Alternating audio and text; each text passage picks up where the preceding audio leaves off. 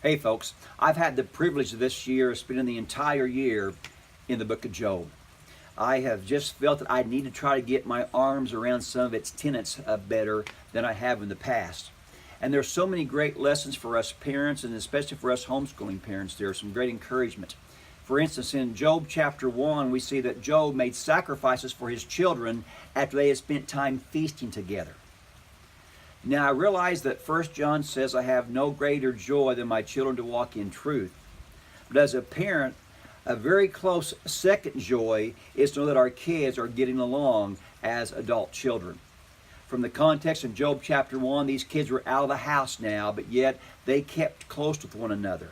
And that's very important for my wife and me as well.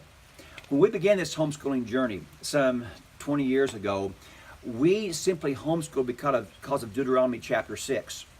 We didn't know how we could obey the mandate of that scripture if our kids were gone 6 to 8, 9 hours a day during the prime time of learning. So we had not thought through some of the byproducts of what homeschooling would bring. I mean, how could we? We were public school. I have a sister who's 3 years older. My wife has one 3 years younger. And they have their set of friends, and we had our set of friends, and really never the twain met. It was nothing intentional. It was just kind of the nature of the beast. But that's also true for the homeschooling community. It's the nature of the beast that kids spend time together. Siblings spend time together.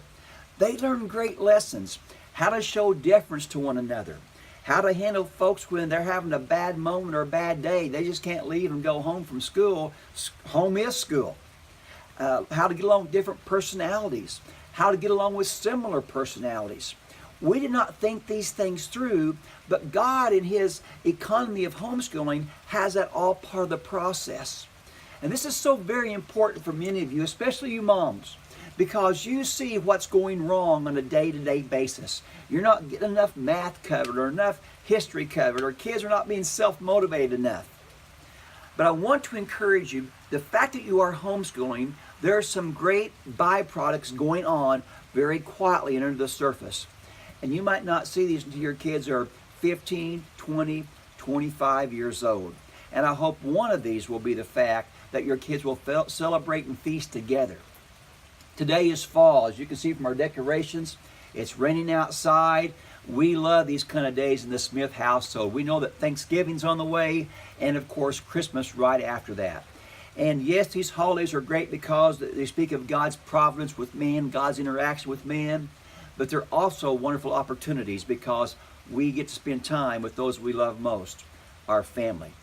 So be encouraged, homeschoolers. A lot of good things are going on that you have no idea because you are homeschooling. This is Kirk Smith with ICHE's Take 5.